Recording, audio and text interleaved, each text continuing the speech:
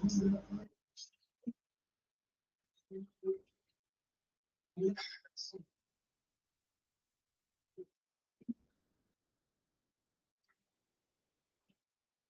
afternoon.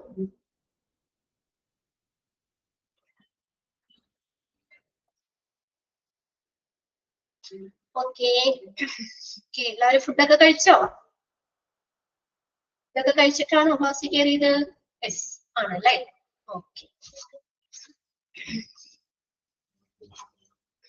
Okay, നമ്മളപ്പോ കഴിഞ്ഞ ക്ലാസ്സിൽ നമ്മൾ OPD-യിൽ ഉണ്ടാകുന്ന പ്രശ്നങ്ങളാണ് നോക്കിക്കൊണ്ടിരുന്നത് അല്ലെ? Problems at OPD. OPD-യിൽ ഔട്ട് പേഷ്യന്റ് ഡിപ്പാർട്ട്മെന്റ് OPD-യിൽ ഉണ്ടാകുന്ന പ്രശ്നങ്ങൾ എന്തൊക്കെയാണ്? ഒന്നാമത്തെ നമ്മൾ പറഞ്ഞു ജനറൽ പ്രോബ്ലംസ്, പൊതുവായിട്ടുണ്ടാകുന്ന കുറച്ച് പ്രശ്നങ്ങൾ. രണ്ടാമത്തെയാണ് സ്പെസിഫിക് പ്രോബ്ലംസ് അല്ലെ? സ്പെസിഫിക് പ്രോബ്ലംസ് ഒന്നാമത്തെ എന്താ പറഞ്ഞത്? ഡോക്ടർമാരുടെ കൺസൾട്ടന്റിന് ശേഷം നമ്മള് നെക്സ്റ്റ് ഓക്സിലറി നേഴ്സ് അല്ലെ, അവര് കാര്യങ്ങൾ വേഗത്തില് തിടുക്കത്തിൽ ചെയ്യുമ്പോൾ അപ്പോ നമുക്ക് അതിന്റെ ഫലമായിട്ട് അനുചിതമായിട്ടുള്ള ഇൻഅപ്രോപ്രിയേറ്റ് ഡോക്യുമെന്റേഷൻ, അനുയോജ്യമല്ലാത്ത ഡോക്യുമെന്റുകൾ ക്രിയേറ്റ് ചെയ്യുന്നതിന് കാരണമാകും. ഡോക്ടർ ഓൾറെഡി കൺസൾട്ടേഷൻ കഴിഞ്ഞു, അതിനുശേഷം ഓക്സിലറി നേഴ്സ് പെട്ടെന്ന് കാര്യങ്ങൾ വേഗത്തിൽ ചെയ്യുമ്പോൾ ഉണ്ടാകുന്ന അനുയോജ്യമല്ലാത്ത ഡോക്യുമെന്റേഷൻ, അതൊരു പ്രശ്നമാണ്. പിന്നെ രണ്ടാമത്തെ നമ്മൾ പറഞ്ഞത് ഈ ഓക്സിലറി സ്റ്റാഫുകൾ, അസിസ്റ്റന്റ് സ്റ്റാഫുകൾ പേഷ്യൻസിനോട് മോശമായി പെരുമാറുന്നത്. ഓക്കെ. പിന്നെ മൂന്നാമത്തെയാണ് in absence of an appointment system. Appointment സിസ്റ്റത്തിന്റെ ആബ്സെൻസ്, അഭാവം അല്ലെ? അപ്പൊ അങ്ങനെ വരുമ്പോ പേഷ്യൻസ് നമ്മള് ആ ഓഫീസ് ടൈം തുടങ്ങുന്നതിന് മുന്നേ തന്നെ അവിടെ കുമിഞ്ഞുകൂടാൻ തുടങ്ങും, അക്യുമുലേറ്റ് ചെയ്യുക, കുമിഞ്ഞുകൂടുക. അപ്പൊ അങ്ങനെ വരുമ്പോഴെന്താണ്, ഡോക്ടർ എത്തിച്ചേരുന്നതിന് മുന്നേ തന്നെ ഒരുപാട് പേഷ്യൻസ് ആ വലിയൊരു ക്യൂ, പേഷ്യൻസിന്റെ ഒരു വലിയൊരു ക്യൂ ഉണ്ടാക്കാനായിട്ട് കാരണമാക്കും. അനുയോജ്യമല്ലാത്ത അപ്പോയിന്റ്മെന്റ് സിസ്റ്റം, അല്ലെങ്കിൽ absence of an appointment system. Appointment സിസ്റ്റത്തിന്റെ ആബ്സെൻസ്, അപ്പോയിന്റ്മെന്റ് സിസ്റ്റം ഇല്ലെങ്കിൽ, അപ്പോയിന്റ്മെന്റ് എടുത്തിട്ടാണെങ്കിൽ നമുക്ക് ഓരോരുത്തർക്കും ടൈം പറയും അല്ലെ, നമ്പർ ടൈം കൊടുക്കുമ്പോ പേഷ്യൻസ് ആ സമയത്ത് എത്തുള്ളൂ. അപ്പോയിന്റ്മെന്റ് സിസ്റ്റം ഇല്ലെങ്കിൽ രാവിലെ തന്നെ ഡോക്ടറെ കണ്ടിട്ട് വരാമെന്ന് വിചാരിച്ചിട്ട് എല്ലാവരും രാവിലെ തന്നെ ചെല്ലും അല്ലെ. അപ്പൊ ആ ഓഫീസ് ടൈം തുടങ്ങുന്നതിന് മുന്നേ അവിടെ ആളുകൾ തടിച്ചുകൂടാൻ തുടങ്ങും. അങ്ങനെ ഡോക്ടറിനെ എത്തിച്ചേരുന്നതിന് മുന്നേ തന്നെ ഒരുപാട് പേഷ്യൻസ് ഉള്ള ഒരു വലിയൊരു ക്യൂബ് സൃഷ്ടിക്കുന്നതിന് കാരണമാകും. പിന്നെ അടുത്തതാണ് തടസ്സങ്ങൾ, interruption of consultation or investigation. Consultation, ഡോക്ടറിനെ കൺസൾട്ട് ചെയ്യാനുള്ളത്, ഇൻവെസ്റ്റിഗേഷൻ ഉണ്ടാകുന്ന തടസ്സങ്ങള്. പിന്നെ നെക്സ്റ്റ് അഞ്ചാമത്തെ പോയിന്റ് ആണ് ലാക്ക് ഓഫ് പ്രൈവസി, പ്രൈവസിയുടെ കുറവ്, സ്വകാര്യതയുടെ കുറവ്, അഭാവം. പിന്നെ അടുത്തതാണ് illegible handwriting of the doctors, അവ്യക്തമായിട്ടുള്ള ഹാൻഡ് റൈറ്റിംഗ്, അതായത് ഡോക്ടർ എഴുതുന്നത് വ്യക്തതയില്ലാത്ത, നമുക്ക് ക്ലിയർ അല്ലാത്ത ഒരവസ്ഥ. അങ്ങനെ അടുത്തതാണ് പോളിഫാർമസി. പോളിഫാർമസി എന്ന് പറഞ്ഞാൽ എന്താ? ഒരേ സമയം ഒന്നിലധികം മരുന്നുകൾ ഉപയോഗിക്കുന്നത്. അടുത്ത പോയിന്റ് എട്ടാമത്തെ, queues are not properly maintains. ക്യൂകള് നമ്മള് പ്രോപ്പർ ആയിട്ട് അത് മെയിൻറ്റെയിൻ ചെയ്തില്ലെങ്കിൽ, ഓക്കെ, പരിപാലിക്കുന്നില്ലെങ്കിൽ. അടുത്തത് ഒരു പോയിന്റ് കൂടി പറഞ്ഞല്ലേ, prescribed medicines are not always available at pharmacy. Doctor prescribe ചെയ്ത മെഡിസിൻസ് ഫാർമസിയിൽ എപ്പോഴും അവൈലബിൾ അല്ലാത്തപ്പോൾ, prescribed medicines are not always available at pharmacies. Prescribe ചെയ്യാത്ത മരുന്നുകൾ എപ്പോഴും ഫാർമസിയിൽ അവൈലബിൾ അല്ലെങ്കിൽ. ഓക്കെ, ക്ലിയർ ആണോ? 9 പോയിന്റ്സും ക്ലിയർ ആണോ? യെസ്. ഇന്ന് നമ്മൾ പഠിക്കാൻ പോകുന്ന 10ാമത്തെ പോയിന്റ് ആണ്. കഴിഞ്ഞ ദിവസം എടുത്തത് വായിച്ചായിരുന്നോ? വായിച്ചു നോക്കിയായിരുന്നോ? നമുക്ക് കണ്ടിന്യൂസ് ക്ലാസ് ആണ് കേട്ടോ. അപ്പൊ അതുകൊണ്ട് നമുക്ക് ആ കണ്ടിന്യൂറ്റി കിട്ടും. മൺഡേ, ട്യൂസ്ഡേ, വെൻസ്ഡേ അടുപ്പിച്ച് ക്ലാസ്സുകളായതുകൊണ്ട് നിങ്ങൾ ഇപ്പൊ ഇന്നലെ എടുത്തത് എന്തായാലും ഓർക്കുണ്ടാവും അല്ലെ?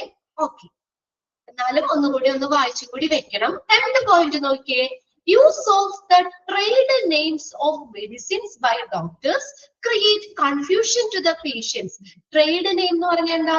ആ മരുന്നുകളുടെ വ്യാപാര നാമം. ട്രേഡ് നെയിം പറയുമ്പോൾ ഇപ്പൊ നമ്മള് എന്താ പറയാ, പാരസെറ്റമോള്, പാരസെറ്റമോൾ എന്ന് മാത്രമാണ് അതിന് അറിയുന്നത്. അതിന് മറ്റു പേരുകളുണ്ട് അല്ലെ, ഡോളോ എന്ന് പറയാം, കാൽപോൾ എന്ന് പറയാം അല്ലെ, ക്രോസിൻ എന്ന് പറയാം. അത് പല ഇത് സെയിം തന്നെയാണ്. പാരാസെറ്റമോളിന്റെ പല ട്രേഡ് നെയിംസ് ആണ് അത്. അപ്പൊ അങ്ങനെ നമ്മള് ആ ട്രേഡ് നെയിം പറയുമ്പോൾ, അതിന്റെ വ്യാപാര നാമം പറയുമ്പോൾ, ഡോക്ടർമാര് പറയുമ്പോൾ നമുക്ക് പേഷ്യൻസിന് കൺഫ്യൂഷൻസ് ഉണ്ടാകാം. Okay, when different named medicines at the of the same genera are supplied to the patients. പിന്നെ പലതരത്തിലുള്ള മെഡിസിൻസ് ഒരേ ഇതിനകത്ത് ഉൾപ്പെടുന്ന ഒരു ജനറയിൽ ഉൾപ്പെടുന്ന പല ഇപ്പൊ ഒരു എന്താ സെയിം കമ്പനി ചിലപ്പോ വ്യത്യാസം അങ്ങനെ എന്തെങ്കിലും ഉണ്ടാവാം. പല പല പേരുകളിൽ മെഡിസിൻസ് ഉണ്ടാകാം, പക്ഷെ സെയിം ആയിരിക്കും. ഇപ്പൊ നമ്മൾ പനിക്ക് പാരസെറ്റമോളും കഴിക്കും, ഡോളോയും കഴിക്കും അല്ലെ. ഡോളോ അത് പല പേരല്ലേ, അത് സെയിം ഇതിനകത്ത് വന്ന പനിയുടെ എന്നെ മരുന്ന് തന്നെയാണ്. അപ്പൊ അങ്ങനെ പല പേരുകള് മെഡിസിൻസിന് വരുമ്പോൾ, അങ്ങനെ പേഷ്യൻസിന് സപ്ലൈ ചെയ്യുമ്പോൾ എന്താണ് അവർക്ക് ഒരു ചെറിയൊരു കൺഫ്യൂഷൻ ഉണ്ടാകാൻ കാരണമാകും. നമുക്ക് തന്നെ സംശയമാകും അല്ലെ. അപ്പൊ നമ്മൾ സ്ഥിരം അല്ല, ചിലപ്പോ ആ പേര് മാറ്റി അത് സെയിം ഇത് തന്നെയായിരിക്കും, സെയിം ഇതിനു വേണ്ടി കഴിക്കുന്ന മരുന്ന് തന്നെയായിരിക്കും, പക്ഷെ അതിന്റെ പേരുകൾ വ്യത്യാസം വരുമ്പോഴും പേഷ്യൻസിന്റെ ഇടയിൽ കൺഫ്യൂഷൻ ഉണ്ടാവാനുള്ള സാധ്യതയുണ്ട്.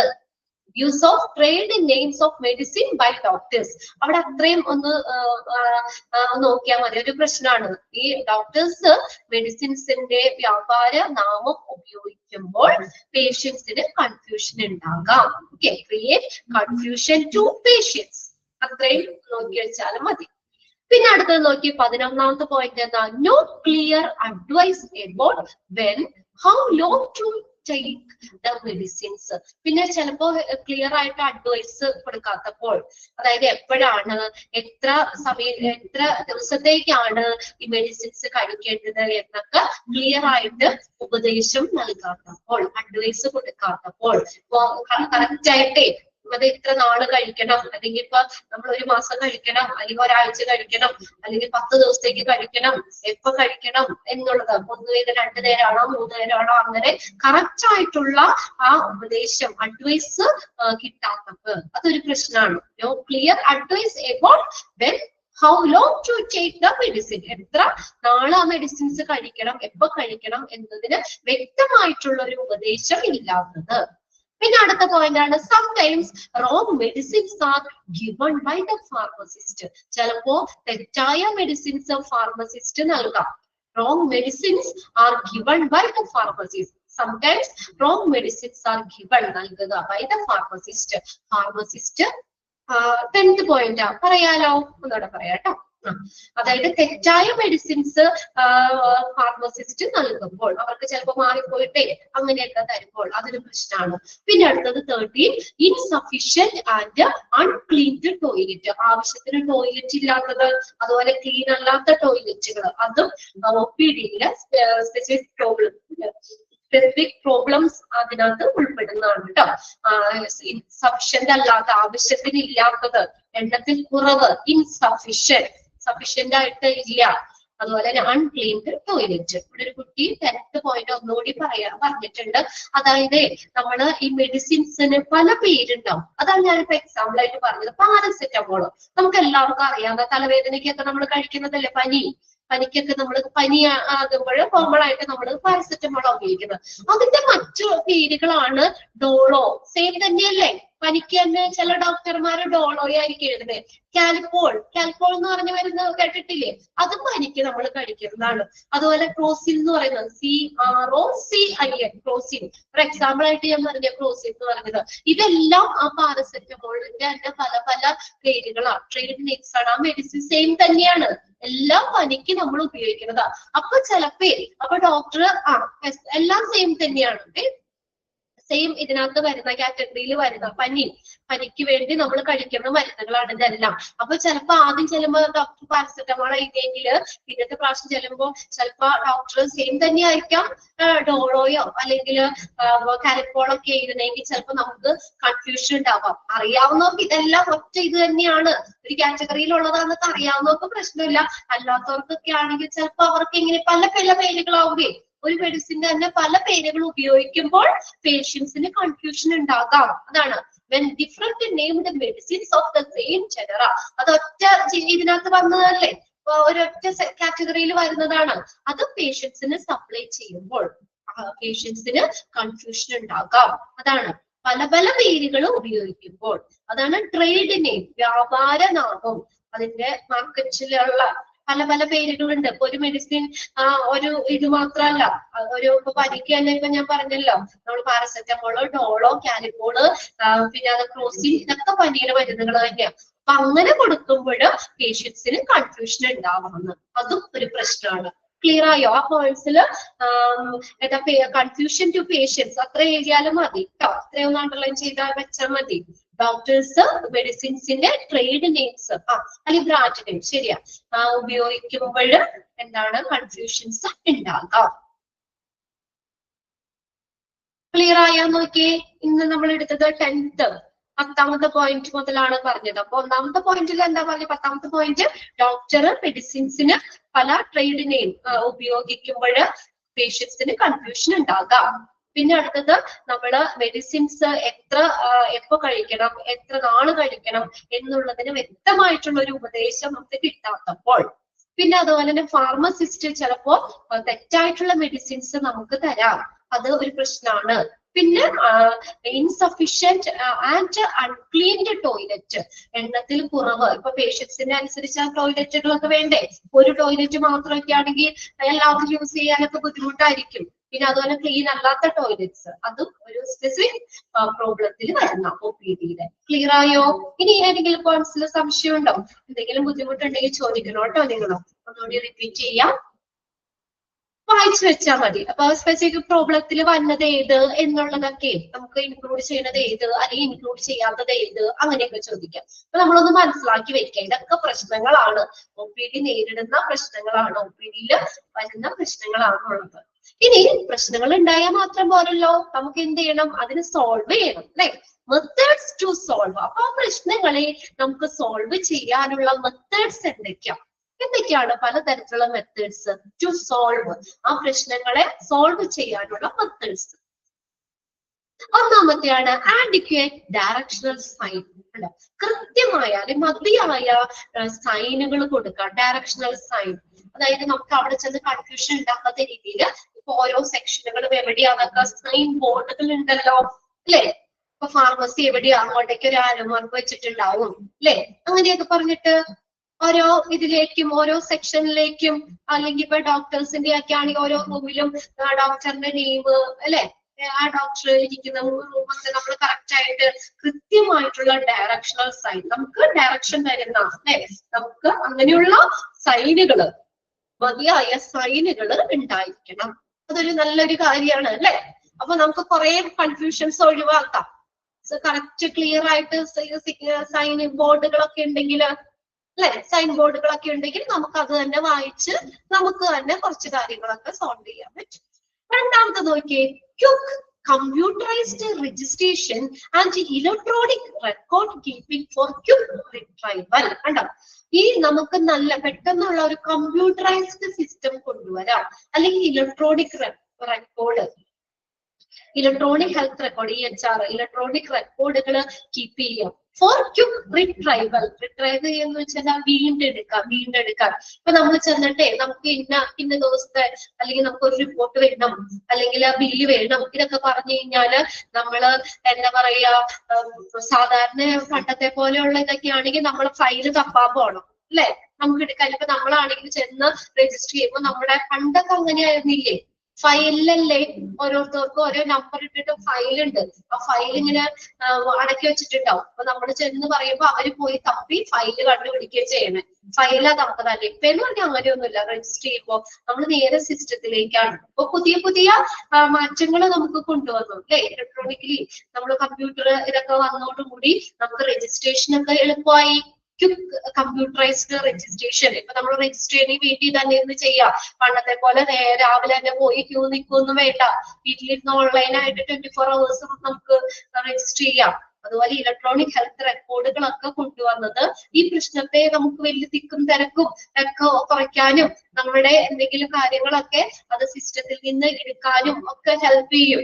പെട്ടെന്ന് നമുക്ക് എന്തെങ്കിലും ഒന്ന് എടുക്കണമെങ്കിലോ ഇപ്പൊ രജിസ്റ്റർ ചെയ്യുന്നതാണെങ്കിലും ഒക്കെ നമ്മൾ ജസ്റ്റ് നമ്പർ എടുത്തു കൊടുത്തു കഴിഞ്ഞാൽ വേഗം തന്നെ ഇതൊക്കെ ശരിയായിക്കോളും. അപ്പൊ അതൊരു വലിയൊരു കാര്യമാണ്. Computerised registration and electronic record keeping അത് കൊണ്ടുവന്നത് ഒരുപാട് പ്രശ്നങ്ങളെ നമുക്ക് സോൾവ് ചെയ്യാൻ പറ്റും. അപ്പോയിന്റ്മെന്റ് സിസ്റ്റം ഒക്കെ നമുക്ക് പെട്ടെന്ന് ഈസി ആയിട്ട് ചെയ്യാൻ പറ്റും. ഫയലുകളൊക്കെ എടുക്കുന്നതും ഒക്കെ വേഗത്തിലാക്കാൻ പറ്റും. പിന്നെ മൂന്നാമത്തെയാണ് multiple and multipurpose fee collection zone. Multiple and multipurpose fee collection zone. ഒന്നിലധികം മൾട്ടിപ്പിൾ ആൻഡ് മൾട്ടി പർപ്പസ്. ഇപ്പൊ എല്ലാ ഫീസുകളും ഓരോ ഇടത്താണോ നമ്മൾ അടയ്ക്കുന്നത്? ഓരോ ഫീസുകളും നമുക്കത് കളക്ട് ചെയ്യാനായിട്ട് എന്താ പറയാ പല ഇതുണ്ട്, പല സെക്ഷനുകളുണ്ട്, പല സോണുകളുണ്ട് നമുക്ക്, ഇല്ലേ? ഇപ്പൊ ഡിസ്ചാർജിന്റെ കാര്യങ്ങളൊക്കെ ഒരു ഇതിനകത്ത്, ഫാർമസി ഇതിന്റെ ബില്ലുകൾ കാര്യങ്ങളൊക്കെ വേറെ ഇത്, അങ്ങനെ ഫീസ് കളക്ട് ചെയ്യാൻ പല സോണുകൾ ഉണ്ടെന്ന്.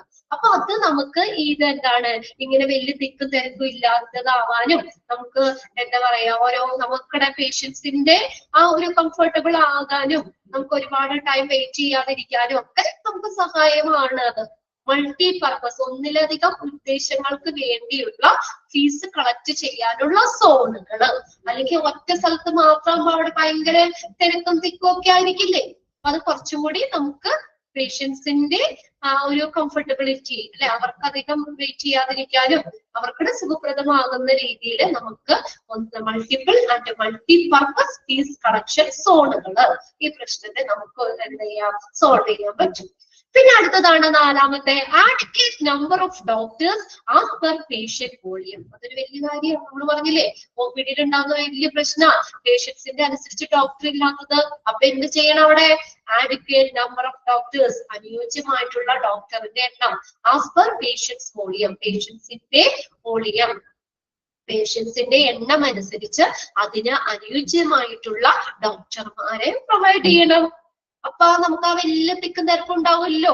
OPD വന്നു കഴിഞ്ഞാൽ വേഗം വേഗം നമുക്ക് ഡോക്ടറിനെ കാണാൻ പറ്റും. അടുത്തതാണ് ടോക്കൺ ഡിസ്പ്ലേ സിസ്റ്റം. ടോക്കൺ കൊടുക്കൂലേ, ടോക്കൺ നമ്പർ ഇത്ര, ഇന്ന ടൈം എന്ന് പറയുമ്പോൾ നമ്മൾക്ക് എന്താ ആ സമയത്ത് ചെന്നാൽ മതി. രാവിലെ ഒന്ന് ചെല്ലാണ്ടായി ഇപ്പൊ നമുക്ക് ടോക്കൺ തന്നിട്ട് 5ാമത്തെ ടോക്കൺ ആണ്, ഇത്ര ടൈമിൽ എത്തിയാൽ മതി, അല്ലെ?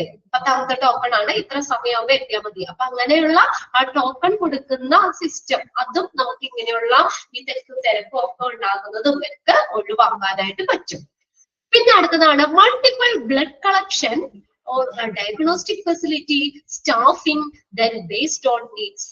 ഇനി ആ പേഷ്യൻസിന്റെ ആവശ്യങ്ങൾക്ക് അനുസൃതമായിട്ടുള്ള blood collection, multiple blood collection, ബ്ലഡുകൾ കളക്ട് ചെയ്യാനായിട്ട് അതിപ്പോ ഒരാൾ മാത്രമൊന്നും ആയിരിക്കില്ല, പല പിന്നെ ഡയഗ്നോസ്റ്റിക് ഫെസിലിറ്റി, രോഗനിർണയ സൗകര്യങ്ങൾ, സ്റ്റാഫിങ്, ഇതെല്ലാം പേഷ്യൻസിന്റെ ആവശ്യങ്ങൾക്ക് അനുസരിച്ച് അതേ രീതിയിലുള്ള ഫെസിലിറ്റി കാര്യങ്ങളൊക്കെ പ്രൊവൈഡ് ചെയ്യാം നമുക്ക്. അപ്പൊ ഇതുപോലെ തന്നെ അവിടെയും നമുക്ക് കാര്യങ്ങളൊക്കെ സ്മൂത്ത് ആയിട്ട് നടക്കാൻ പറ്റും. പിന്നെ അടുത്തതാണ് ആഡിക്വേറ്റ് സീറ്റിംഗ് കപ്പാസിറ്റി. പിന്നെ നമുക്ക് OPയിൽ വന്നിരിക്കുന്ന പേഷ്യൻസിന് ഇരിക്കാനുള്ള സീറ്റിംഗ് കപ്പാസിറ്റി, മതിയായ സീറ്റിംഗ് കപ്പാസിറ്റി വേണം. ഒരു 5 6 സീറ്റ് ഇട്ട് കഴിഞ്ഞാൽ, ഒരു 10 സീറ്റ് ഇട്ട് കഴിഞ്ഞാൽ മതിയാവും. അപ്പൊ കുറച്ചു പേർക്ക് ഇരിക്കാൻ പറ്റുള്ളൂ, ബാക്കിയുള്ളവർ അവിടെ നിൽക്കേണ്ട വരും, അല്ലെ? പ്രത്യേകിച്ച് വയസ്സായിട്ടുള്ള ആളുകളും ഒക്കെ ആണെങ്കിൽ നമുക്ക് എന്താ ഒരുപാട് നേരം ഒന്നും നിൽക്കാൻ പറ്റില്ല. അപ്പൊ എല്ലാവർക്കും ഓൾമോസ്റ്റ് നമ്മള് ഏകദേശം പേഷ്യൻസിനെ ബേസ് ചെയ്തിട്ട് തന്നെ അവർക്ക് ആവശ്യത്തിനുള്ള സീറ്റിംഗ് കപ്പാസിറ്റി പ്രൊവൈഡ് ചെയ്യണം. ആദ്യമേ സീറ്റിംഗ് കപ്പാസിറ്റി, അതായത് ആവശ്യത്തിന് ഇരിക്കാനുള്ള സീറ്റുകൾ സെറ്റ് ചെയ്യണം. എന്റർടൈൻമെന്റ് വിത്ത് TV, പിന്നെ അതുപോലെ തന്നെ അവർ കുറെ നേരം ഇരിക്കുമ്പോൾ ബോറടിക്കാതെ TV വെക്കാം, അത് വല്ല ഹെൽത്ത് ടിപ്സോ അങ്ങനെയുള്ള കാര്യങ്ങളൊക്കെ കാണിക്കുക, അല്ലെങ്കിൽ നോർമൽ ചാനലുകളായാലും മതി, അല്ലെ? അങ്ങനെ പോയി നിങ്ങൾ OPDയിൽ ഇരിക്കുമ്പോ TV നോക്കിയിട്ടില്ലേ, അല്ലെ? കുറെ സമയമൊക്കെ വെയിറ്റ് ചെയ്യുമ്പോൾ നമ്മൾ വെറുതെ നോക്കിയിരിക്കുമ്പോ നമുക്ക് ബോറടിക്കും. TV ഇല്ലേ OPDയില്? അപ്പൊ നമുക്ക് സമയം നമ്മുടെ ഒന്ന് പോകാൻ. പിന്നെ അതുപോലെ തന്നെ magazine or health education measures through leaflet, posters, magazine, ഇതൊക്കെ ആയിട്ട്. പിന്നെ അതുപോലെ മാഗസിൻ, എന്തെങ്കിലും മാസികൾ, ആരോഗ്യ മാസികകളോ അല്ലെങ്കിൽ സാധാരണ വാരികകളോ, അല്ലെ? പിന്നെ എന്തെങ്കിലും ലീഫ്ലെറ്റ് എന്ന് പറഞ്ഞാൽ ലഘുലേഖനങ്ങള്, പോസ്റ്ററുകള്, മാഗസീൻസ്, ഇങ്ങനെയുള്ള കാര്യങ്ങളൊക്കെ അവിടെ കൊടുക്കാം. അപ്പൊ നമ്മൾ വെറുതെ ഇരിക്കുമ്പോഴേ ചിലർക്ക് TV കാണുമ്പോൾ ഇഷ്ടമല്ലായിരിക്കും, അപ്പൊ അവരവിടെ ഇരുന്ന് വായിക്കാലോ. അങ്ങനെ ഇരുന്ന് വായിക്കാറില്ലേ നമ്മൾ ഡോക്ടറിനെയൊക്കെ കാണാൻ ചെല്ലുമ്പോ? നമുക്ക് വെറുതെ വെയിറ്റ് ചെയ്യുമ്പോൾ നമുക്ക് അവിടെ എന്തെങ്കിലും ഇതുപോലെയുള്ള സംഭവങ്ങളൊക്കെ ഉണ്ടാകും. അപ്പൊ നമുക്ക് മാഗസീൻസ് ഒക്കെ എടുത്ത് നമുക്ക് സമയം കളയാനായിട്ട് വായിക്കാൻ പറ്റും. പിന്നെ അടുത്തതാണ് screening of OP by junior doctors. Junior ഡോക്ടർമാര് OPയില് സ്ക്രീനിങ് ചെയ്യുക. സ്ക്രീനിങ് ഓഫ് OP ബൈ ആര്? Junior doctors. ഇടയ്ക്കിടയ്ക്ക് ജൂനിയർ ഡോക്ടർമാര് OP സന്ദർശിക്കുക, അത് ചെയ്യാം. അപ്പൊ നമുക്ക് എന്താ പറയാ, നമുക്ക് സീനിയർ ഡോക്ടറൊക്കെ എപ്പോഴും അവൈലബിൾ ആണെന്നില്ല. അപ്പൊ നമുക്ക് ജൂനിയർ ഡോക്ടറെ ആണെങ്കിലും നമുക്ക് കാണാലോ. അപ്പൊ അവര് സ്ക്രീനിങ് ചെയ്ത് നോക്കി. പിന്നെ അടുത്തതാണ് queuing theory is a scientific and mathematical way of solving the problem of over crowding. Over crowding എന്ന് വെച്ചാൽ ഓവർ ക്രൗഡിങ് എന്ന് വെച്ചാൽ അമിതമായിട്ടുള്ള തിരക്ക്, അല്ലെ, വലിയ തിരക്ക്. അപ്പൊ അതിനെ നമുക്ക് സോൾവ് ചെയ്യാൻ എന്ത് ഉപയോഗിക്കാം? Queuing theory. ഒന്ന് അണ്ടർലൈൻ ചെയ്തേ. ക്യൂയിങ് തിയറി കേട്ടിട്ടുണ്ടോ? അങ്ങനെ ഒരു theory is a scientific and mathematical way. ശാസ്ത്രീയമായിട്ടുള്ള മാത്തമാറ്റിക്കൽ ആയിട്ടൊരു മാർഗമാണ് എന്തിന്? Solving the problem of overcrowding. അമിതമായ തിരക്ക് അത് ഒഴിവാക്കാനായിട്ട്, അങ്ങനെയുള്ള പ്രശ്നത്തെ സോൾവ് ചെയ്യാനായിട്ട് ക്യൂവിംഗ് തിയറി ഉപയോഗിക്കാം. ക്യൂവിംഗ് തിയറി എന്ന് പറഞ്ഞാൽ നമ്മൾ ക്യൂവില്ലേ, ക്യൂവിംഗ് തിയറി നമ്മുടെ ക്യൂവിന്റെ കാര്യക്ഷമത മനസ്സിലാക്കാനും അത് ഒപ്റ്റിമൈസ് ചെയ്യുന്നതിനും ശ്രദ്ധ കേന്ദ്രീകരിക്കുന്ന ഒരു മാത്തമാറ്റിക്കൽ ശാഖ, ഗണിതശാസ്ത്ര ശാഖയാണ് എന്താ ക്യൂവിംഗ് തിയറി എന്ന് പറയുന്നത്. അപ്പൊ ലൈൻസ് എങ്ങനെ ഫോം ചെയ്യണം, എങ്ങനെ അതിനകത്തുണ്ടാകുന്ന തകരാറുകൾ കാര്യങ്ങൾ ചെയ്യണം, ഇതൊക്കെ പരിശോധിക്കുന്നു. പിന്നെ വേഗത്തിലുള്ള കസ്റ്റമർ സർവീസ് നൽകുന്നു. അതൊക്കെയാണ് ക്യൂവിംഗ് തിയറിയുടെ ഒരു ഇതെന്ന് പറയുന്നത്. അപ്പൊ അതൊക്കെ അപ്പൊ അങ്ങനെ നമുക്ക് ആ അമിത OPDയിൽ ഉണ്ടാകുന്ന അമിത തിരക്ക്, ഓവർ ക്രൗഡിങ്, അമിതമായ തിരക്ക് മൂലം ഉണ്ടാകുന്ന പ്രശ്നങ്ങളെ സോൾവ് ചെയ്യാൻ നമുക്ക് എന്ത് അപ്ലൈ ചെയ്യാം? Queuing theory. അത് ഒരു മാർഗമാണ്. ഒന്ന് അണ്ടർലൈൻ ചെയ്തു കേട്ടോ. ഇത് ഏത് തിയറിയാന്നുള്ളത് ചോദിക്കാം. Avoid queue jumping. ഇനി ക്യൂവിൽ ജമ്പ് ചെയ്യുന്നത് ഒഴിവാക്കാൻ ചെയ്യാറുണ്ടോ നിങ്ങള്? എപ്പോഴെങ്കിലും ചെയ്യാറുണ്ടോ? ചെയ്തിട്ടുണ്ടോ? എല്ലാവരും വളരെ ഇതായിട്ട് ക്യൂവില് തന്നെ ചെയ്തിട്ടുണ്ട് അല്ലെ? നാം ഇത് ചെയ്തിട്ടുണ്ട് ഇല്ലേ? ചെയ്തിട്ടില്ല ആരും? പിന്നെ നിങ്ങൾ സിനിമ കാണാൻ പോകുമ്പോഴും തിയേറ്ററിൽ ടിക്കറ്റ് എടുക്കാൻ നിൽക്കുമ്പോഴും വേറെ എവിടെയെങ്കിലും ഒക്കെ ക്യൂ നിൽക്കുമ്പോ നിങ്ങൾ ക്യൂവിൽ ചാടി കയറാറില്ലേ? ഇടയ്ക്കൊക്കെ കയറാറില്ലേ? ഉണ്ട്. ഇല്ല എന്ന് പറഞ്ഞാൽ ഞാൻ സമ്മതിക്കൂല അല്ലെ? നമ്മള് മനുഷ്യരല്ലേ. നമ്മള് ചിലപ്പോഴൊക്കെ കുറെ നേരമൊക്കെ നിൽക്കുമ്പോ ചിലപ്പോ രണ്ടുപേർക്കുടെ മുന്നിലൊക്കെ നമ്മൾ കയറിയിരിക്കും. അല്ലെങ്കിൽ നമ്മുടെ ഫ്രണ്ട് ആരെങ്കിലും ഉണ്ടെങ്കിൽ എന്ത് ചെയ്യും?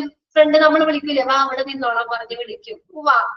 ഇപ്പൊ പിന്നെ നമുക്ക് അധികം ക്യൂ നിൽക്കേണ്ടതിന്റെ വലിയ ആവശ്യം വന്നില്ല അല്ലെ? ഇപ്പൊ സിനിമയ്ക്കാണെങ്കിൽ ഓൺലൈനായിട്ട് ബുക്ക് ചെയ്യാം. ഇപ്പൊ കറണ്ട് ബില്ല് കാര്യങ്ങളൊക്കെ നമുക്ക് പണ്ടൊക്കെ ഞാനൊക്കെ പോയി നിന്നിട്ടുണ്ട് കേട്ടോ.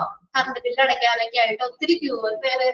ഞാന് കോളേജിൽ പഠിക്കുമ്പോ അവിടെ കോലഞ്ചേരി കേട്ടിട്ടുണ്ടോ സ്ഥലം? കോലഞ്ചേരി സെന്റ് പീറ്റേഴ്സ് കോളേജിലാണ് ഞാൻ BC പഠിച്ചത്. അപ്പൊ അവിടെ B.Ed അവിടെ തന്നെയായിരുന്നു കേട്ടോ. അപ്പുറം തന്നെ അതിന്റെ B.Ed ഇതുണ്ട്. അത് അപ്പൊ അവിടെ എന്ന് പറഞ്ഞാൽ ഞങ്ങളുടെ എന്താണ് കറണ്ട് ബില്ല് അവിടെ തൊട്ടപ്പുറത്തെ ബിൽഡിങ്ങിലായിരുന്നു. അപ്പൊ അമ്മ പൈസ തന്നോളും. അന്ന് ഈ ഓൺലൈനായിട്ട് അടയ്ക്കണൊന്നും ഇല്ലല്ലോ. അപ്പൊ ഉച്ചയ്ക്ക് നമുക്ക് ടൈം ഉണ്ടല്ലോ. ആ ടൈമില് ഞാനും എന്റെ ഫ്രണ്ട് എന്താണ് നോ എന്ന് പറഞ്ഞ ഫസ്താന കേട്ടിട്ടില്ല മാം? ഓക്കെ. അങ്ങനെ ഒരു സ്ഥലമുണ്ട് കേട്ടോ, കോലഞ്ചേരി എന്ന് പറയും. എറണാകുളമാണ്, എറണാകുളം ഡിസ്ട്രിക്റ്റിൽ തന്നെയാണ്. അപ്പൊ അവിടെ ഞങ്ങളുടെ കോളേജിന്റെ ഫ്രണ്ടിൽ തന്നെയായിരുന്നു ഇലക്ട്രിസിറ്റിയുടെ ഓഫീസ്. അപ്പൊ അവിടെ പോയി ഞങ്ങൾ ഉച്ചയ്ക്ക് പോയി ഞാൻ എന്റെ ഫ്രണ്ടും കൂടി പോയി. അങ്ങനെ പല പ്രാവശ്യം ഇതാണ്. അപ്പൊ കോളേജിൽ നിന്ന് ചെല്ലുമ്പോ അവർക്കറിയാലോ. അപ്പൊ എല്ലാ ചേച്ചിമാരൊക്കെ ഉണ്ടെങ്കിൽ നിങ്ങൾക്ക് കോളേജിൽ കയറാനുള്ളതല്ലേ, കയറി നിന്നോളാം പറഞ്ഞോണ്ട് അവർ ഞങ്ങളെ ക്യൂവിലൊക്കെ കയറി നിന്നോ പൊക്കോളാൻ പറഞ്ഞിട്ടുണ്ട്. നിങ്ങൾ അങ്ങനെയൊന്നും ചെയ്തിട്ടില്ലേ? ഇല്ലേ? ഇപ്പൊ പിന്നെ അത് ഞാൻ ഉണ്ട് അല്ലേ? അപ്പൊ നമ്മള് ഇപ്പൊ എന്താ അത് നമ്മള് അവര് കയറി നിന്നോളാൻ പറഞ്ഞിട്ടാട്ടോ. അല്ലാതെ നമ്മള് ക്യൂവില് ജമ്പ് ചെയ്യും. അതാണ് ക്യൂവില് ചാടുക എന്ന് വെച്ചാൽ എന്താ? നമ്മുടെ ഊഴം വരാതെ അല്ലെ? നമ്മുടെ ഊഴം നമുക്കിടെ ആ ക്യൂ ഇപ്പൊ നമ്മൾ അഞ്ചാമതാണെങ്കിൽ അഞ്ചാമത് തന്നെ നമ്മൾ നിൽക്കണം.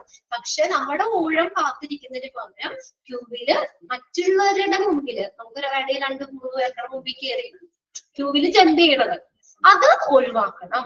The act of going, അതാ പറഞ്ഞേക്കണേ, ക്യൂ ജമ്പിങ് എന്താന്ന് വെച്ച്, the act of going ahead of other people waiting in a line, something instead of waiting one step. നമ്മുടെ അറ്റകള് നമ്മുടെ ഊഴം വരെയും കാത്തിരിക്കാൻ നമുക്ക് സമയമില്ല, നമുക്ക് വീട്ടിൽ ചെന്നിട്ട് വേറെ പണിയുണ്ട്. അപ്പൊ അത് കാരണം നമ്മൾ ക്യൂവിലെ ചാടിക്കയറും, നമ്മുടെ മുന്നിൽ നിൽക്കണത്ര ഫ്രണ്ടിലേക്ക് ചാടിക്കയറുന്ന കാര്യമാണ് ഇത് ക്യൂ ജമ്പിങ് എന്ന് പറയുന്നത്. അപ്പൊ ക്യൂവില് ചാടുക, അപ്പൊ അത് ഒഴിവാക്കണം. മനസ്സിലായോ? അപ്പൊ വെയിറ്റ് ചെയ്യാം, ക്യൂവിന് നമ്മുടെ ഊഴം വരുന്നവരേക്ക് വെയിറ്റ് ചെയ്യാം. Avoid queue jumping. ചിലര് സമ്മതിക്കൂല അങ്ങനെ. പണ്ടൊക്കെ നമ്മള് ഇതുപോലെ തന്നെ അപ്പോയിന്റ്മെന്റ് എടുക്കാൻ ഇത്രയും ഫെസിലിറ്റി ഒന്നും ഇല്ല, ഓൺലൈനായിട്ടൊന്നും ഇല്ല. നമ്മൾ രാവിലെ തന്നെ പോയി നിന്ന് ബുക്ക് ചെയ്യണം, അല്ലെ, ചീട്ടെടുക്കണം. എന്നിട്ട് പിന്നെ ഡോക്ടർ വരുന്ന സമയമാകുമ്പോ കണ്ടാൽ മതി. അപ്പൊ ക്യൂവിലൊക്കെ ചാടി കയറി നമ്മുടെ ഫ്രണ്ടിൽ ഇരിക്കുന്നവർ സമ്മതിക്കോ? പ്രശ്നം ഉണ്ടാവില്ല ഇവിടെ? സമ്മതിക്കോ അവര്? ഇല്ല, അവര് നമ്മളെ ചീത്ത പറയും, അല്ലെ. ഞങ്ങളും കുറെ നേരമായി നിൽക്കണു, അവിടെ നിൽക്കുന്നു പറഞ്ഞുകൊണ്ട് നമ്മളെ ചീത്ത അറിയാം. അപ്പൊ അങ്ങനെ അങ്ങോട്ടും കൂടെ ഒക്കെ പറഞ്ഞ ഒപ്പിയിലൊക്കെ വലിയ പ്രശ്നം ഒക്കെ ഉണ്ടാവാം. അപ്പൊ അത് നമുക്ക് ഇങ്ങനെ ഈ ക്യൂബിൽ ചാടിക്കയറുന്നത് ഒഴിവാക്കാം. പിന്നെ അടുത്തതാണ് മെയിൻറ്റെയിൻ പങ്ക്ച്വാലിറ്റി. നമ്മൾ പങ്ക്ച്വാലിറ്റി മെയിൻറ്റെയിൻ ചെയ്യുമ്പോൾ കൃത്യത, അല്ലെ, സമയവും കാര്യങ്ങളും ഒക്കെ കറക്റ്റ് ആയിട്ട് മെയിൻറ്റെയിൻ ചെയ്യണം. അവര് ഒപ്പിയിലാണെങ്കിലും അവരുടെ ഓരോ ഇതിനും കൃത്യത. നമ്മള് 24 hours ആണ് ഫ്രണ്ട് ഓഫീസ് ഒക്കെ എങ്കിൽ പോലും അവർക്കുടെ ഓരോന്നിനെയും കൃത്യത, അവർ ചെയ്യുന്നതിന്റെ കൃത്യത മെയിൻറ്റെയിൻ ചെയ്യണം. റിട്രസൽ ഓഫ് ഗ്രീവിയൻസ്, പരാതികളില്ലേ, പരാതികള് പരിഹരിക്കുക. ഒപ്പിയിൽ വരുന്ന പരാതികള് അത് പരിഹരിക്കുക. റിട്രസൽ ഓഫ് ഗ്രീവിയൻസ്, ഗ്രീവിയൻസ് എന്ന് വെച്ചാൽ പരാതികളാണ്, പരാതികളുടെ പരിഹാരം. പിന്നെ അടുത്തതാണ് proper appointment system. Appointment system ഒരു പ്രശ്നമാണെന്ന് നമ്മൾ പറഞ്ഞു. അപ്പൊ അതിന് സോൾവ് ചെയ്യണമെങ്കിൽ എന്ത് ചെയ്യണം? പ്രോപ്പർ ആയിട്ടുള്ള അപ്പോയിന്റ്മെന്റ് സിസ്റ്റം ആക്കണം. അപ്പൊ പിന്നെ പ്രശ്നമില്ലല്ലോ. ഇതൊക്കെയാണ് മെത്തേഡ്. OPD-യില് ഉണ്ടാകുന്ന പ്രശ്നങ്ങളെ സോൾവ് ചെയ്യാനുള്ള ചില മാർഗങ്ങളാണ്. ഇത് വായിച്ചു നോക്കിയേ പോയിന്റ്സ്.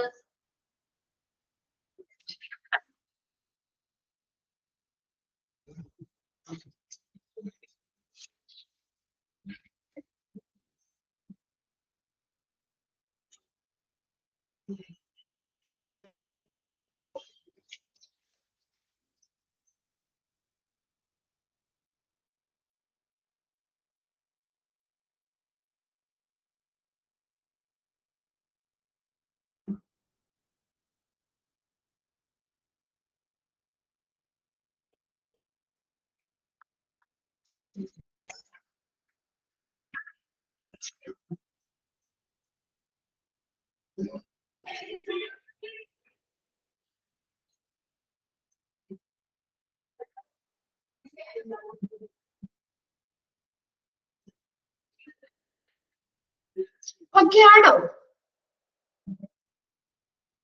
ഒന്നാമത്തെ പോയിന്റിൽ എന്താ പറഞ്ഞേക്കുന്നേ?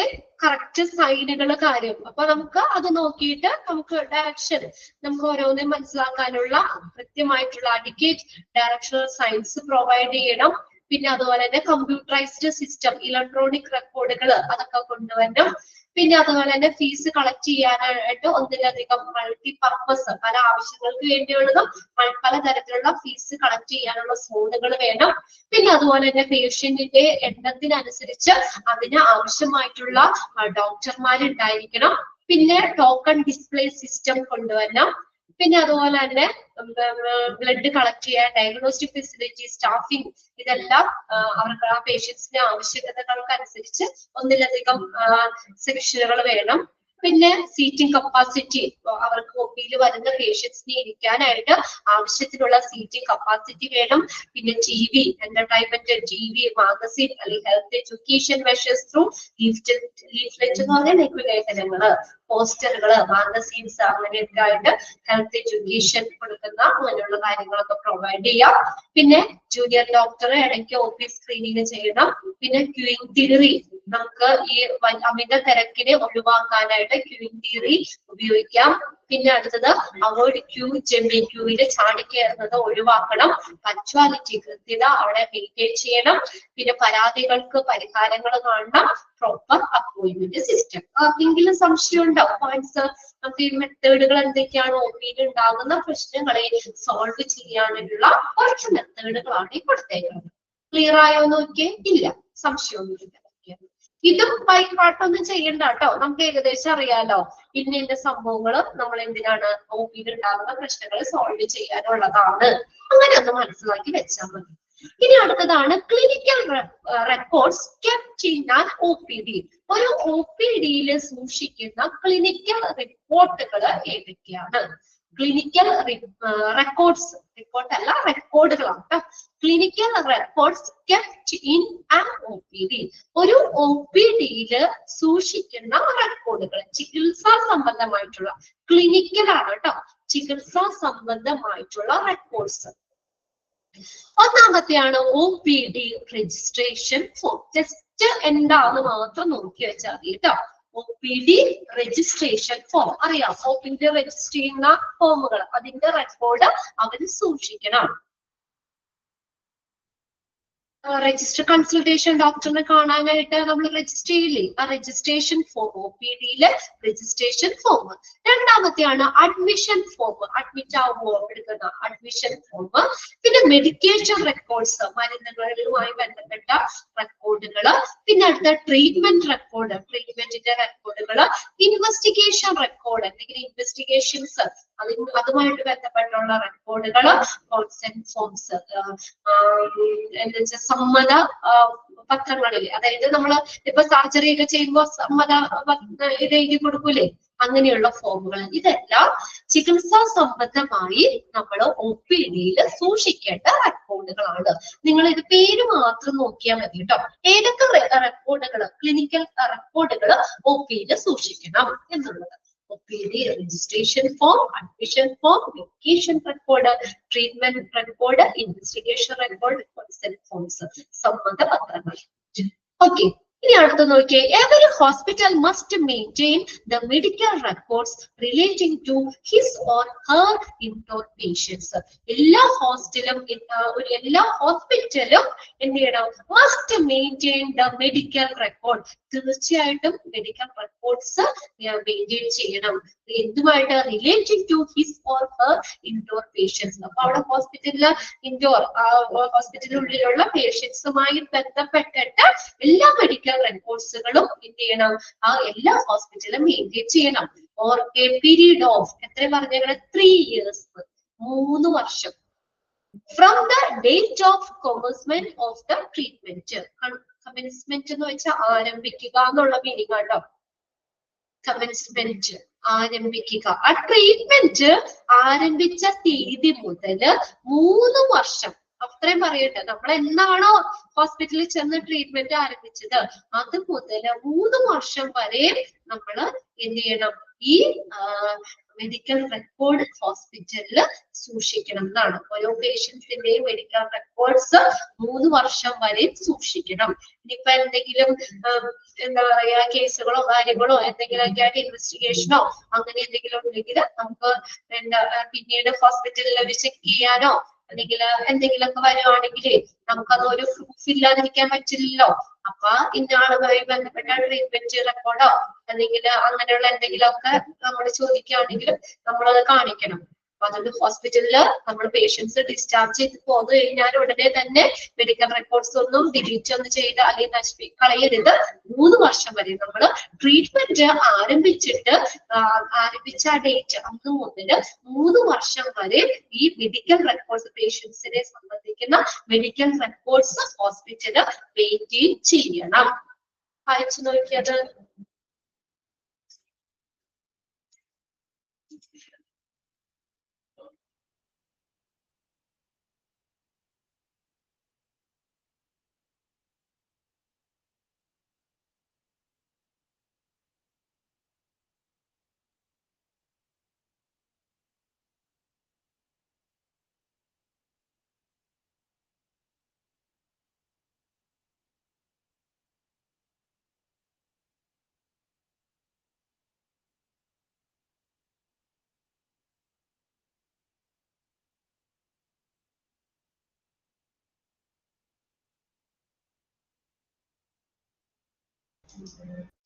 ക്ലിയർ ആയോ?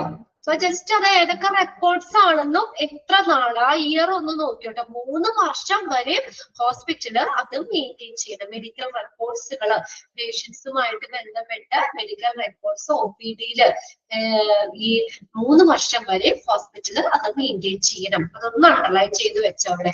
Every hospital must maintain medical records relating to his or her indoor patients for a period of 3 years. എത്ര വർഷം? 3 വർഷം വരെ. എപ്പോ മുതല്? From the date of commencement, ആരംഭം മുതൽ. എപ്പോഴാ? Of the treatment ആരംഭിച്ച ആ തീയതി അന്ന് മുതൽ 3 വർഷം വരെ പേഷ്യൻസിനെ സംബന്ധിക്കുന്ന മെഡിക്കൽ റെക്കോർഡ്സ് ഹോസ്പിറ്റൽ മെയിൻറ്റെയിൻ ചെയ്യണം. ഏതൊക്കെ മെഡിക്കൽ റെക്കോർഡ്സ് ആണ്? ഈ ക്ലിനിക്കൽ റെക്കോർഡ്സ് ആണ് നമ്മൾ OPD-യിൽ സൂക്ഷിക്കേണ്ടത് എന്നുള്ളത് ഒന്ന് നോട്ട് ചെയ്യണം. അത് പ്രീവിയസ് ക്വസ്റ്റ്യൻ പേപ്പറിൽ ചോദിച്ചിട്ടുണ്ട് കേട്ടോ. OPD registration form, admission form, medication record, then treatment record, investigation record, consent forms, സമ്മത പത്രങ്ങൾ. സർജറി ഒക്കെ ചെയ്യുമ്പോൾ നമ്മൾ അതിന് ഒക്കെയാണ് സമ്മതമാണെന്നൊക്കെ എഴുതി കൊടുക്കൂലേ, കൺസെന്റ് ഫോംസ്. അതും. ഇനി അടുത്തതാണ് job description of OPD assistant. OPD അസിസ്റ്റന്റിന്റെ ജോബ് എന്താ? അദ്ദേഹം ചെയ്യേണ്ട ജോലിയുടെ വിശദാംശങ്ങളാണ്. ഒരു OPD അസിസ്റ്റന്റിന്റെ ജോബ് ഡിസ്ക്രിപ്ഷൻ അതും ജസ്റ്റ് ഒന്ന് നോക്കി വെക്കാം കേട്ടോ. OPD അസിസ്റ്റന്റിന്റെ ജോലി എന്തൊക്കെയാണ്, ഇൻക്ലൂഡ് ചെയ്തത് ഏത്, ഇൻക്ലൂഡ് ചെയ്യാത്തത് ഏത് എന്നുള്ളത്. പിന്നെ ഇതിൽ ഏതെങ്കിലും പോയിന്റ്സ് തന്നിട്ട് വേണമെങ്കിൽ ഇത് ആർക്കടെ ഡ്യൂട്ടീസ് ആണ് അല്ലെങ്കിൽ ആർക്കടെ ജോലിയുമായിട്ട് ബന്ധപ്പെട്ട് വരുന്ന പോയിന്റ്സ് ആണ്, അങ്ങനെയൊക്കെ വേണമെങ്കിലും ചോദിക്കാം. അപ്പൊ നോക്കുക, ഒന്നാമത്തെയാണ് arrangement of necessary instruments for OPD. കണ്ടോ, OPD-യിലേക്ക് അത്യാവശ്യമായിട്ടുള്ള ഇൻസ്ട്രുമെന്റ്സ് അതിന്റെ അറേഞ്ച്മെന്റ്സ് ചെയ്യണം. Arrangements of necessary instruments for OPD. OPD-യിലേക്ക് അത്യാവശ്യമായിട്ടുള്ള ഇൻസ്ട്രുമെന്റ്സ് അതിന്റെ അറേഞ്ച്മെന്റ്സ്. കണ്ടോ, അപ്പൊ OPD-യിൽ ആവശ്യമായിട്ടുള്ള ഇൻസ്ട്രുമെന്റ്സ് എന്തൊക്കെയാണ്, അതിന്റെ അറേഞ്ച്മെന്റ്സ് ചെയ്യണം. അതെപ്പോഴും OPD-യിൽ അവൈലബിൾ ആയിരിക്കണമല്ലോ. അത് ചെയ്തു കൊടുക്കേണ്ടത് OPD അസിസ്റ്റന്റ് ആണ്. OPD-നെ അസിസ്റ്റ് ചെയ്ത് സഹായിക്കുന്നവര്, OPD-യുടെ പ്രവർത്തനങ്ങളൊക്കെ വേണ്ട കാര്യങ്ങളാണ് അദ്ദേഹം ചെയ്യേണ്ടത്. നമുക്കൊന്ന് അത് ആ രീതിയിൽ നോക്കാം കേട്ടോ. OPD-യുമായി ബന്ധപ്പെട്ട് OPD-യിലെ പ്രവർത്തനങ്ങളൊക്കെ ചെയ്യേണ്ട ഒരാളാണ് OPD അസിസ്റ്റന്റ്. ഒന്നാമത്തെ ഇതെന്തായാലും പോയിന്റ് തന്നാൽ മറന്നു പോകൂല അല്ലെ. OPD-ന്ന് അവിടെ ഉണ്ട്. OPD-യിലേക്ക് വേണ്ടിയിട്ടുള്ള OPD-യിലേക്ക് ആവശ്യമായിട്ടുള്ള ഇൻസ്ട്രുമെന്റ്സിന്റെ അറേഞ്ച്മെന്റ്സ് ചെയ്യണം. രണ്ടാമത്തെയാണ് directing patients from one place to another place inside the hospital. ഇനി എന്ത് ചെയ്യണം? പേഷ്യൻസിനെ ഒരു സ്ഥലത്ത് നിന്ന് മറ്റൊരു സ്ഥലത്തേക്ക്, ഹോസ്പിറ്റലിലെ ഒരു സ്ഥലത്ത് നിന്ന് മറ്റൊരു സ്ഥലത്തേക്ക് പേഷ്യൻസിനെ നയിക്കണം. ഡയറക്റ്റ് ചെയ്യണം. Patients from one place to another place inside the hospital. ഹോസ്പിറ്റലില് ഒരു പ്ലേസിൽ നിന്ന് മറ്റൊരു പ്ലേസിലേക്ക് പേഷ്യൻസിനെ എന്ത് ചെയ്യണം? ഡയറക്റ്റ് ചെയ്യണം, നയിക്കണം. അവർക്ക് വേണ്ട ഡയറക്ഷൻ കാര്യങ്ങൾ കൊടുക്കണം. ഇനി അടുത്തതാണ് translating in case of requirements. ഇനി ആവശ്യമാണെങ്കിൽ നമ്മൾ അവര് പേഷ്യൻസിലേക്ക് എന്തെങ്കിലുമൊക്കെ സംശയങ്ങളോ കാര്യങ്ങളോ ഉണ്ടെങ്കിൽ അത് ട്രാൻസ്ലേറ്റ് ചെയ്ത് കൊടുക്കണം. Translating in case of requirements, അവരുടെ ആവശ്യകതകൾക്കനുസരിച്ച് കാര്യങ്ങൾ കുറച്ചുകൂടി വിശദമാക്കി കൊടുക്കുമോ. അത് ട്രാൻസ്ലേറ്റ് ചെയ്യാന്ന് വെച്ചാൽ ശരിക്കും വിവർത്തനം ചെയ്യുക എന്നാണ്. അപ്പൊ അതൊന്ന് അവർക്ക് കുറച്ചുകൂടി ക്ലിയർ ആക്കി കൊടുക്കാം. പിന്നതാണ് passing case sheet to other department. Case ഷീറ്റുകള്, പേഷ്യൻസിന്റെ കേസ് ഷീറ്റുകള് മറ്റു ഡിപ്പാർട്ട്മെന്റ്സിലേക്ക് എത്തിക്കുക. Passing case sheet to other department, മറ്റു ഡിപ്പാർട്ട്മെന്റിലേക്ക് പേഷ്യൻസിന്റെ കേസ് ഷീറ്റുകൾ പാസ് ചെയ്യുക. നെക്സ്റ്റ് നോക്കിയേ, explaining basic details like medicines, treatment, reason for waiting. അതൊക്കെ അതായത് ബേസിക് ആയിട്ടുള്ള ഡീറ്റെയിൽസ് പേഷ്യൻസിന് എക്സ്പ്ലെയിൻ ചെയ്യണം, വിശദീകരിക്കണം കേട്ടോ. Explaining basic details to the പേഷ്യൻസിന് വേണ്ട ഡീറ്റെയിൽസ്, അവർക്ക് അടിസ്ഥാനപരമായിട്ടുള്ള ഡീറ്റെയിൽസ്, എല്ലാം ഒന്നും വേണ്ട, ബേസിക് ഡീറ്റെയിൽസ് എന്നാ പറഞ്ഞേക്കുന്നത്, അത് വിശദീകരിക്കണം. ഏതാ മെഡിസിനുമായി ബന്ധപ്പെട്ടിട്ട് എന്തെങ്കിലും കാര്യങ്ങള്, ട്രീറ്റ്മെന്റുമായിട്ട് ബന്ധപ്പെട്ട കാര്യങ്ങള്, ആൻഡ് റീസൺ ഫോർ വെയിറ്റിംഗിനുള്ള റീസൺ. അപ്പൊ അങ്ങനെയുള്ള കാര്യങ്ങള്, അങ്ങനെയുള്ള ഡീറ്റെയിൽസുകള് പേഷ്യൻസിന് വിശദീകരിച്ച് കൊടുക്കണം. Assist to open new medical record, പുതിയ മെഡിക്കൽ റെക്കോർഡുകൾ ഓപ്പൺ ചെയ്യാനായിട്ട് ഇതിനെ സഹായിക്കുക. Assist to open new medical records, പുതിയ മെഡിക്കൽ റെക്കോർഡ് ഓപ്പൺ ചെയ്യാനായിട്ട് അസിസ്റ്റ് ചെയ്യുക. എൻഷുർ കസ്റ്റമർ സാറ്റിസ്ഫാക്ഷൻ, കസ്റ്റമറിന്റെ സംതൃപ്തി ഉറപ്പാക്കുക. അപ്പൊ OPD ഓൾമോസ്റ്റ് എല്ലാ കാര്യങ്ങളും പെർഫെക്റ്റ് ആക്കുക അല്ലെ. അപ്പൊ എങ്ങനെയാ കസ്റ്റമേഴ്സ് അവര് സാറ്റിസ്ഫൈഡ് ആയിരിക്കും, അവര് സംതൃപ്തരായിരിക്കും. അപ്പൊ എന്ത് ചെയ്യുക, കസ്റ്റമറിന്റെ സാറ്റിസ്ഫാക്ഷൻ എൻഷുർ ചെയ്യുക, ഉറപ്പുവരുത്തുക. അത്രയാണ് OPD അസിസ്റ്റന്റിന്റെ ജോബ് ഡിസ്ക്രിപ്ഷൻ. ബൈ ഹാർട്ട് ചെയ്യണ്ട, ആരും ഇതൊന്നും ബൈ ഹാർട്ട് ചെയ്യണ്ട. ഈ പോയിന്റ്സ് കാണുമ്പോൾ ഒരു OPD അസിസ്റ്റന്റിന്റെ ജോബിൽ വരുന്നതാണോ അല്ലയോ എന്നുള്ളതൊന്ന് മനസ്സിലാക്കി വെക്കുക. OPDയിലേക്കുള്ള എല്ലാ ഇൻസ്ട്രുമെന്റ്സും, ആവശ്യമായിട്ടുള്ള എല്ലാ ഇൻസ്ട്രുമെന്റ്സിന്റെയും അറേഞ്ച്മെന്റ്സ് കാര്യങ്ങൾ ചെയ്യണം. പേഷ്യൻസിനെ ഹോസ്പിറ്റലിൽ ഒരു സ്ഥലത്ത് നിന്ന് മറ്റൊരു പ്ലേസിലേക്ക് ഡയറക്റ്റ് ചെയ്യണം. പിന്നെ ആവശ്യത്തിനനുസരിച്ച് നമ്മൾ കേസുകൾ ട്രാൻസ്ലേറ്റ് ചെയ്ത് കൊടുക്കണം. പിന്നെ മറ്റുള്ള ഡിപ്പാർട്ട്മെന്റിലേക്ക് കേസ് ഷീറ്റുകൾ പാസ് ചെയ്യണം. പിന്നെ പേഷ്യൻസിന് വേണ്ട ബേസിക് ഡീറ്റെയിൽസ് എക്സ്പ്ലെയിൻ ചെയ്യണം. പിന്നെ മെഡിക്കൽ റെക്കോർഡ്, പുതിയ മെഡിക്കൽ റെക്കോർഡ് ഓപ്പൺ ചെയ്യാനായിട്ട് അവരെ ഹെൽപ്പ് ചെയ്യുക, അസിസ്റ്റ് ചെയ്യുക, എന്നുവെച്ചാൽ സഹായിക്കുക. എൻഷുർ കസ്റ്റമർ സാറ്റിസ്ഫാക്ഷൻ, കസ്റ്റമറിന്റെ സംതൃപ്തി ഉറപ്പുവരുത്തുക. എൻഷുർ എന്ന് പറഞ്ഞാൽ എന്താ, ഉറപ്പുവരുത്തുക. ഒന്ന് വായിച്ചു നോക്കി.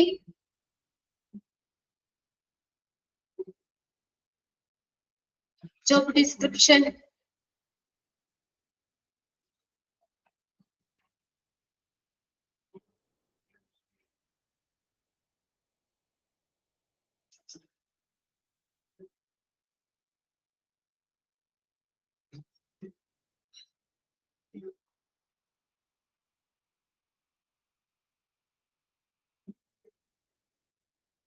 ഓക്കെ ആണോ? ഓക്കെ. ഇനി ഇവിടെ നോക്കി എക്സാമ്പിൾസ് ഓഫ് രജിസ്ട്രേഷൻ സിസ്റ്റം. ഇതിന്ന് ക്വസ്റ്റ്യൻ ഒന്നും ചോദിക്കില്ല കേട്ടോ, പേടിക്കണ്ട. ജസ്റ്റ് നമ്മൾ ഒരു എക്സാമ്പിൾ കാണിച്ചേക്കുന്നുള്ളൂ. നമ്മൾ ഫ്രണ്ട് ഓഫീസ് പഠിച്ചില്ലേ, ഫ്രണ്ട് ഓഫീസിൽ നമ്മൾ ഇത് പഠിച്ചില്ലായിരുന്നു ഫോമുകൾ. അതുപോലെ ജസ്റ്റ് ഒരു ഇത് തന്നിട്ടുള്ളൂ, രജിസ്ട്രേഷൻ ഫോം ആണ് ഇവിടെ കൊടുത്തേക്കണേ. Out patient registration form. ഇങ്ങനെയാണ് നമ്മളൊരു രജിസ്റ്റർ ചെയ്യുമ്പോൾ, ഇങ്ങനത്തെ ഉള്ള സംഭവത്തിലാണ് രജിസ്ട്രേഷൻ ചെയ്യുന്നത്. നമുക്ക് നോക്കിയേ, out patient registration form. Patient ID. ആദ്യം നമുക്ക് ഒരു പേഷ്യന്റിന്റെ ID ഉണ്ട്, ID നമ്പർ ഇല്ലേ നമുക്ക്, നമ്മുടെ ആ ID നമ്പറാ കൊടുക്കണത്. നമ്മൾ പുതിയതായിട്ട് രജിസ്റ്റർ ചെയ്യുമ്പോൾ പുതിയ നമ്പർ നമുക്ക് തരൂല്ലേ, ID നമ്പർ അവിടെ കൊടുക്കും. പിന്നെ നമ്മുടെ പേരിനെല്ലാം അവിടെ പ്രസക്തി. പിന്നെ എന്താ, നമ്മൾ അവിടെ MRD ID നമ്പറാ, നമ്മൾ ആ നമ്പറിലാ ശരിക്കും പിന്നെ അറിയപ്പെടുന്നത്. ഹോസ്പിറ്റലിലെ ചീട്ടിലില്ലേ ഒരു നമ്മുടെ നമ്പർ ഇല്ലേ, അത് ആ പേഷ്യന്റ് ID അവിടെ കൊടുക്കും. പിന്നെ അടുത്തതാണ് പേഷ്യന്റിന്റെ ഡീറ്റെയിൽസ് ആട്ടോ. രജിസ്ട്രേഷൻ ഡേറ്റ്, എന്നാണ് രജിസ്റ്റർ ചെയ്യുന്നത് ആ ഡേറ്റ്. ഫസ്റ്റ് നെയിം, നമ്മുടെ ഫസ്റ്റ് നെയിം, ലാസ്റ്റ് നെയിം, പിന്നെ ജെൻഡർ, മെയിൽ ആണോ ഫീമെയിൽ ആണോ, ഓക്യുപ്പേഷൻ എന്താണ് അവരുടെ തൊഴില്, date of birth, date of birth ആണ് നമ്മുടെ ഡേറ്റ് ഓഫ് ബർത്ത് എത്രയാണെന്ന് വെച്ചാൽ അവിടെ എഴുതും. ഏജ്, നമ്മുടെ വയസ്സ് എത്രയാണ്, blood group, marital status, married ആണോ അൺമാരീഡ് ആണോ സിംഗിൾ എന്നുള്ള അത് എഴുതും. പിന്നെ അടുത്തത് അതൊക്കെ പേഷ്യന്റിന്റെ ഡീറ്റെയിൽസ് ആണ് കേട്ടോ, ഇതൊക്കെ പേഷ്യൻസിന്റെ ഡീറ്റെയിൽസ് ആണ് കൊടുത്തേക്കണം കേട്ടോ. പേഷ്യന്റിന്റെ ഡീറ്റെയിൽസ് നിങ്ങൾക്ക് കാണാൻ പറ്റുന്ന പിള്ളേരെ ഞാനിത് സൂം ചെയ്ത് വെച്ചിട്ടുണ്ട് കുറച്ചുകൂടി. ഇത്രയേ ഉള്ളൂ മാക്സിമം, എത്ര ഉള്ളൂ അവസാനം. കാണാൻ പറ്റണ്ടോ നിങ്ങളുടെ ടെക്സ്റ്റില്? മാക്സിമം ഞാൻ വലുതാക്കിയിട്ടുണ്ട്. ഇത് കുഞ്ഞു കുഞ്ഞു പൊടി പോലെ ഇരിക്കണല്ലേ, ഇത് കഴിയുമ്പോ നമുക്ക് സാധാ ഇതിലേക്ക് ആക്കാം. നോക്കിയേ, ഇപ്പൊ ഞാനിവിടെ വെച്ചേക്കുന്നത് കാണാൻ പറ്റണ്ടോ?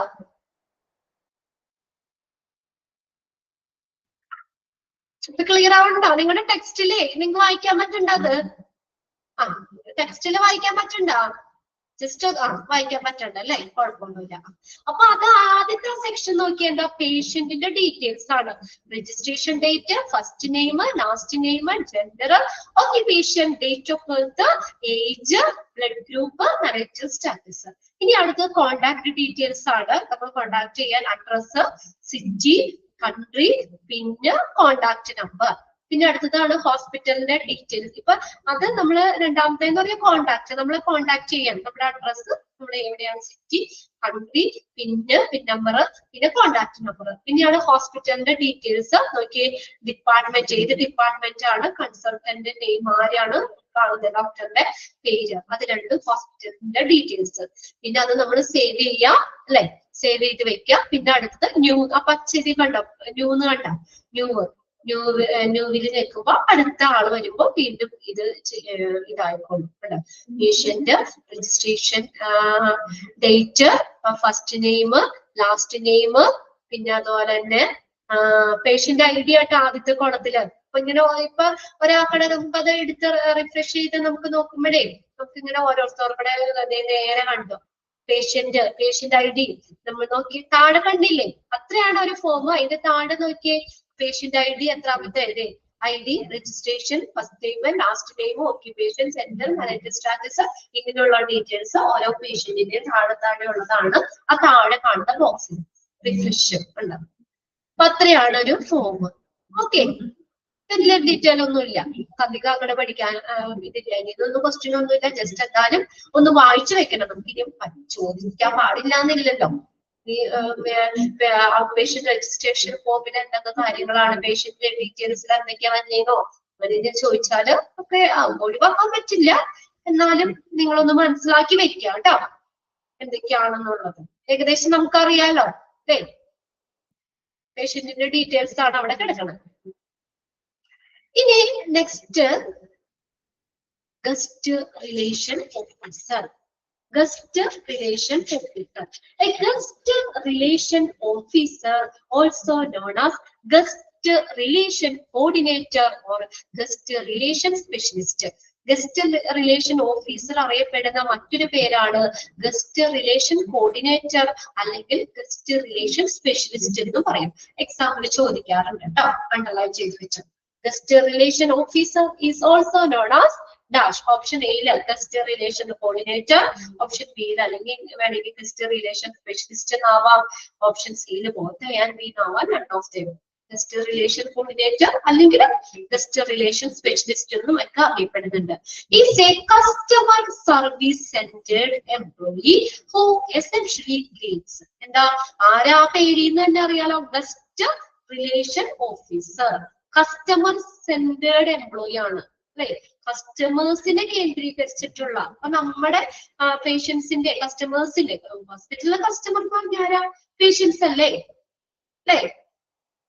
ഗസ്റ്റ് ഇപ്പൊ ഗസ്റ്റ് എന്ന് പറഞ്ഞാൽ പേഷ്യൻസ് ആണ്. ഹോസ്പിറ്റലിലെ ഗസ്റ്റുകൾ എന്ന് പറഞ്ഞാൽ പേഷ്യൻസ് ആണ്. അപ്പൊ ഗസ്റ്റ് ആ പേഷ്യൻസിനെ ആയിട്ട് ബന്ധിപ്പിക്കുന്ന ഓഫീസറാണ്. It is a customer service centred employee. നല്ല കസ്റ്റമർ സർവീസ് കൊടുക്കുക, കസ്റ്റമർ സർവീസ് കേന്ദ്രീകൃതമായിട്ടുള്ള എംപ്ലോയി ആണ്. പേരിൽ തന്നെ അറിയാലോ, guest relation officer. Who essentially എന്താ അദ്ദേഹം ചെയ്യുന്നത്, പ്രധാനമായിട്ടും പേഷ്യൻസിനെ അഭിവാദ്യം ചെയ്യുക. ഗസ്റ്റിനെ, കസ്റ്റമറിനെ, ഗസ്റ്റ് അല്ലെങ്കിൽ നമ്മുടെ കസ്റ്റമറിനെ, പേഷ്യൻസിനെ അഭിവാദ്യം ചെയ്യുക. ഇനി അവിടെ ലാസ്റ്റത്തെ തന്നേക്കുന്നത് ജോബ് റെസ്പോൺസിബിലിറ്റി ആണ്. ആ സെന്റൻസ് അണ്ടർലൈൻ ചെയ്തോളൂ കേട്ടോ. is a customer service centered employee. അതും അണ്ടർലൈൻ ചെയ്യണം. Guest relation coordinator or guest relation specialist അതും അണ്ടർലൈൻ ചെയ്യുക. ഇനി ഇതുപോലെ ജോബ് ഡിസ്ക്രിപ്ഷൻ ആണ്. നമുക്ക് കൺഫ്യൂഷൻ ഒന്നും ഇല്ല, എല്ലാം നമ്മുടെ ഗസ്റ്റ് പേഷ്യൻസുമായിട്ട് റിലേറ്റ് ചെയ്ത് വരുന്ന കാര്യങ്ങളൊക്കെയാണ്. അതുകൊണ്ട് വലിയ ബുദ്ധിമുട്ടില്ല, ബൈഹാർട്ട് ചെയ്യേണ്ട. ഇതിനകത്ത് ജോബ് റെസ്പോൺസിബിലിറ്റി, ഗസ്റ്റ് റിലേഷൻ ഓഫീസറിന്റെ ജോബ് റെസ്പോൺസിബിലിറ്റീസിൽ ഇൻക്ലൂഡ് ചെയ്യുന്നത് ഏത് അല്ലെങ്കിൽ ഇൻക്ലൂഡ് ചെയ്യാത്തത് ഏത് എന്നുള്ളത് പഠിച്ചു വെക്കാം. ഒന്നാമത് നോക്കിയേ, guest relation representatives are available to assist patient and families by answering questions, explaining hospital policies, customer service and helping to resolve issue related to hospital services. ഒന്നാമത്തെ എന്താ ചെയ്യണ്ടേ, സിമ്പിൾ ആയിട്ടുള്ള കാര്യങ്ങളാണ്. Guest relation representatives are available to assist patient and families. പേഷ്യൻസിനെ ഫാമിലീസിനെ assist ചെയ്യുക, സഹായിക്കുക. എങ്ങനെ സഹായിക്കുക? By answering questions. നമുക്ക് എന്തെങ്കിലും സംശയങ്ങളോ കാര്യങ്ങളൊക്കെ ഉണ്ടാവില്ലേ, അതിന് ആൻസർ പറയുക, അത് വിശദീകരിച്ചു തരിക, എക്സ്പ്ലെയിൻ ചെയ്യുക, ഹോസ്പിറ്റലിലെ പോളിസിനെ കുറിച്ച് പറയുക, നല്ലൊരു കസ്റ്റമർ സർവീസ് നൽകുക. And helping to resolve issues related to hospital services. Hospital നൽകുന്ന സർവീസുമായിട്ട് ബന്ധപ്പെട്ട് എന്തെങ്കിലും ഇഷ്യൂസ് ഉണ്ടെങ്കിൽ, പ്രശ്നങ്ങളുണ്ടെങ്കിൽ അതിനെ സോൾവ് ചെയ്യാനും ഹെൽപ്പ് ചെയ്യുക. ഫസ്റ്റ് പോയിന്റ് ക്ലിയർ ആണോ? കുഞ്ഞു കുഞ്ഞു കാര്യങ്ങളാ പറഞ്ഞേക്കുന്നത്, നമുക്ക് വായിച്ചാൽ മനസ്സിലാവുന്നത് തന്നെയാണ്, വലിയ കോംപ്ലിക്കേറ്റഡ് ആയിട്ടൊന്നുമില്ല. ഇത് കാണുമ്പോൾ തന്നെ നമുക്കറിയാം. പേഷ്യൻസിനെ ഫാമിലിനെ സഹായിക്കുക, അല്ലെ, അവർക്കുടെ ക്വസ്റ്റ്യൻസ് അതിന്റെ മറുപടി കൊടുക്കുക, എക്സ്പ്ലെയിൻ ചെയ്ത് കൊടുക്കുക, ഹോസ്പിറ്റലിലെ പോളിസികൾ കാര്യങ്ങൾ വിശദീകരിക്കുക, കസ്റ്റമർ സർവീസ് കൊടുക്കുക, പിന്നെ അതുപോലെ തന്നെ ഹോസ്പിറ്റൽ സർവീസുമായിട്ട് ബന്ധപ്പെട്ട് വരുന്ന എന്തെങ്കിലും പ്രശ്നങ്ങൾ ഉണ്ടെങ്കിൽ, ഇഷ്യൂസ്, അതിനെ സോൾവ് ചെയ്യാനും ഹെൽപ്പ് ചെയ്യുക. രണ്ടാമത്തെ നോക്കിയ attend enquiries required by the guest regarding facilities provided and everything else. ഉണ്ടോ? അറ്റൻഡ് എൻക്വയറീസ്, അന്വേഷണങ്ങളോട് അറ്റൻഡ് ചെയ്യുക. അതെന്ന് വെച്ചാൽ അതിന് ശ്രദ്ധിക്കുക. അപ്പൊ അവരെന്താ പറയണേന്ന് നമ്മൾ അവരെന്താണ് നമ്മളോട് അന്വേഷണം, എന്താണ് എൻക്വയറി അവര് നടത്തേണ്ടത്, അപ്പൊ അതിനോട് നമ്മൾ പരിഗണിക്കുക. റിക്വസ്റ്റ് ബൈ ദ ഗസ്റ്റ്, ഗസ്റ്റിന്റെ റിക്വസ്റ്റുകള്, അവരുടെ അന്വേഷണങ്ങളോട് നമ്മൾ റെസ്പോണ്ട് ചെയ്യുക. Regarding facility provided and everything else, എല്ലാ കാര്യങ്ങളും. പിന്നെ അവിടുത്തെ ഹോസ്പിറ്റലിന്റെ ഫെസിലിറ്റിനെ സംബന്ധിച്ച് എന്തെങ്കിലും അന്വേഷണങ്ങളാണെങ്കിലും എല്ലാവരും, കസ്റ്റമേഴ്സ് ഓർ ഫോറിൻ പേഷ്യൻസ്. അപ്പൊ അങ്ങനെയുള്ള അവരുടെ അന്വേഷണങ്ങള്, റിക്വസ്റ്റുകള്, റിക്വസ്റ്റ് ചെയ്യുന്ന എൻക്വയറീസ്, അതിനെ പരിഗണിക്കുക. പിന്നെ നോക്കിയേ, check if adequate welcome facilities are available for everything whose arrival is on the list. എന്താ? Check if adequate welcome facility, നമുക്ക് നല്ലൊരു വെൽക്കം ഫെസിലിറ്റീസ്, അത് ഒരു അഡിക്വേറ്റ് മതിയായ ഒരു വെൽക്കം ഫെസിലിറ്റീസ് ഉണ്ട് എന്ന് ചെക്ക് ചെയ്യുക. അവൈലബിൾ, ലഭ്യമാണ് for everyone whose arrive is on the list. ആ ലിസ്റ്റ് അനുസരിച്ച് അവിടെ എത്തുന്ന പേഷ്യൻസിന്, എത്തിച്ചേരുന്ന പേഷ്യൻസിന് എല്ലാവർക്കും ഒരു നല്ലൊരു വെൽക്കം ഫെസിലിറ്റീസ് ഉണ്ട് എന്നുള്ളത് ചെക്ക് ചെയ്യുക. നമ്മൾ ചെല്ലുമ്പോഴൊക്കെ ആണെങ്കിലേ അവിടെ അറ്റൻഡർമാര് ഒക്കെ ഉണ്ടാവും. നമ്മൾ ചെല്ലുമ്പോൾ നടന്നു പോകാൻ പറ്റില്ലെങ്കിൽ അപ്പൊ അതിന് വീൽചെയർ കാര്യങ്ങള് സ്ട്രെച്ചറിൽ കൊണ്ടുപോകണം, അങ്ങനെ. അപ്പൊ നമ്മൾ ചെല്ലുമ്പോഴത്തേക്കും നമുക്ക് വേണ്ട ഫെസിലിറ്റികൾ പ്രൊവൈഡ് ചെയ്യണം. അപ്പൊ അങ്ങനെയുള്ള ഫെസിലിറ്റികളൊക്കെ ലഭ്യമാണോ, അവൈലബിൾ ആണോ, അല്ലെ എന്നുള്ളത് ചെക്ക് ചെയ്യുക, ഉറപ്പുവരുത്തുക. ഓക്കെ, അടുത്ത നോക്കിയേ, അറ്റൻഡ് ടു VIPs. VIP എന്താ? VIP ആരാ? Very important person. അങ്ങനെയുള്ള VIP-നെ മറ്റുള്ളവരെക്കാളും നമ്മൾ, അതല്ല VIP എന്ന് പറയണേ, സാധാരണക്കാരനേക്കാളും കുറച്ചും കൂടി ഇമ്പോർട്ടന്റ് അല്ലേ? വെരി ഇമ്പോർട്ടന്റ് പേഴ്സൺ ആണ് VIP. വിത്ത് മോർ അറ്റൻഷൻ, അവർക്ക് കൂടുതൽ ശ്രദ്ധ കൊടുക്കുക. VIP വന്നു കഴിഞ്ഞാല് അവിടെ വെയിറ്റ് ചെയ്യട്ടെന്ന് പറയാൻ പറ്റൂല, അല്ലെ? അപ്പൊ VIPs, വെരി ഇമ്പോർട്ടന്റ് പേഴ്സൺ, അവർക്ക് കൂടുതൽ ശ്രദ്ധ കൊടുക്കുക, അവരെ കൂടുതൽ ശ്രദ്ധയോടുകൂടി കൈകാര്യം ചെയ്യുക, അടുത്ത് നോക്കിയേ, maintain a polite and humble personality by attending to the guest. നല്ല മര്യാദയുള്ള, പൊളൈറ്റ് മര്യാദയുള്ളത്, ആൻഡ് ഹംബിൾ പേഴ്സണാലിറ്റി നല്ല മാന്യവും വിനയപൂർണവുമായിട്ടുള്ള ഒരു personality.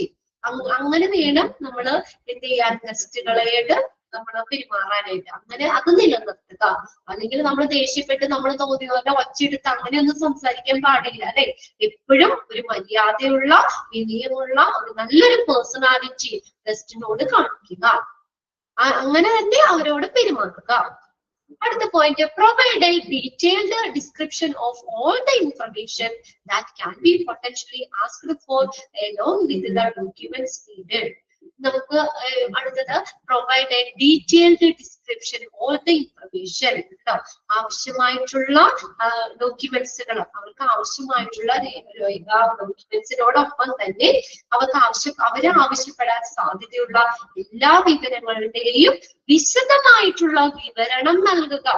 detailed description, provide a detailed description of all the information. എല്ലാ വിവരങ്ങളുമായിട്ട് ബന്ധപ്പെട്ടിട്ടുള്ള ഡീറ്റെയിൽഡ് ആയിട്ടുള്ള ഡിസ്ക്രിപ്ഷൻസ് അവര് പ്രൊവൈഡ് ചെയ്യുക. Okay, that can be potentially asked for along with the document. അവരുടെ ഡോക്യുമെന്റിനോടൊപ്പം തന്നെ ആവശ്യമായ രേഖയോടൊപ്പം തന്നെ ആവശ്യപ്പെടാൻ സാധ്യതയുള്ള എല്ലാ വിവരങ്ങളുടെയും വിശദമായിട്ടുള്ള ഒരു വിവരണം നൽകുക. പോയിന്റ് നോക്കിയേ, take care of each and everything the guest might need and for to avoid a last minute rush. നമ്മളെ ഈ ലാസ്റ്റ് മിനിറ്റിലേക്ക് അവസാന നിമിഷത്തെ തിരക്ക്, നമ്മളെ അവസാനം വരുമ്പോ എല്ലാം കൂടി കൂട്ടിക്കൊഴിഞ്ഞ് വലിയ തിരക്ക് വരാതിരിക്കാൻ അവസാനത്തെ സമയത്തെ ആ തിരക്ക് ഒഴിവാക്കാനായിട്ട് ഗസ്റ്റിന് ആവശ്യമായിരുന്ന എല്ലാ കാര്യങ്ങളും ശ്രദ്ധിക്കുക. അവസാന നിമിഷത്തെ തിരക്ക് ഒഴിവാക്കാനായിട്ട് ഗസ്റ്റിന് ആവശ്യമായിട്ടുള്ള എല്ലാ വിവരങ്ങളും എല്ലാ കാര്യങ്ങളും നൽകുക. ടേക്ക് കെയർ, അവരെ കെയർ ചെയ്യുക, പരിശീലിക്കുക. അവർക്ക് കൊടുക്കേണ്ട അവർക്ക് അവസാനം വരെ ഇങ്ങനെ നീട്ടിക്കൊണ്ട് പോകാതെ അവസാനം തിക്കും തിരക്കും വരാതിരിക്കാൻ വേണ്ടിയിട്ട് അവർക്ക് എന്താ വേണ്ട വിധത്തിലുള്ള എല്ലാ കാര്യങ്ങളും എല്ലാവരെയും നല്ലൊരു പരിചരണ കെയർ കൊടുക്കാം. Take care of each and everything the guest might need and for to avoid a last minute rush. അവസാന നിമിഷത്തെ വലിയ തിരക്ക് ഒഴിവാക്കാനായിട്ട് ഗസ്റ്റിന് ആവശ്യമായിട്ടുള്ള എല്ലാ തരത്തിലുള്ള എല്ലാ ശ്രദ്ധയും കാര്യങ്ങളും ഒക്കെ അവർക്ക് കൊടുക്കുക. ഓക്കെ, ഇപ്പൊ എത്ര പോയിന്റ് ആയി? 1, 2, 3, 4, 5, 6, 7 7 പോയിന്റ്സ് ആയിട്ടുണ്ട് അല്ലെ? ഇനി ഒരു 4 പോയിന്റ് ഉള്ളൂ. അത്രയൊന്ന് പെട്ടെന്ന് ഒന്നുകൂടി നോക്കിയേ. ഗസ്റ്റ് റിലേഷൻ ഓഫീസർ ആണ്. അപ്പൊ പേഷ്യൻസുമായിട്ട് ഗസ്റ്റുമായിട്ട് ബന്ധപ്പെട്ട കാര്യങ്ങളാണ് നമുക്കറിയാം. ഒന്നാമത്തേൽ എന്താ? Guest relation representative are available to assist the patient and families. അത്രയൊന്ന് അണ്ടർലൈൻ ചെയ്തിട്ടാൽ മതി. നമ്മള് പോയിന്റ്സ് വരുമ്പോ നമുക്ക് എഴുതാമല്ലോ, assist the patient and families. പേഷ്യൻസിനെയും അവരുടെ ഫാമിലീസിനെയും അസിസ്റ്റ് ചെയ്യുക, അവർക്ക് വേണ്ട സഹായങ്ങൾ കൊടുക്കുക.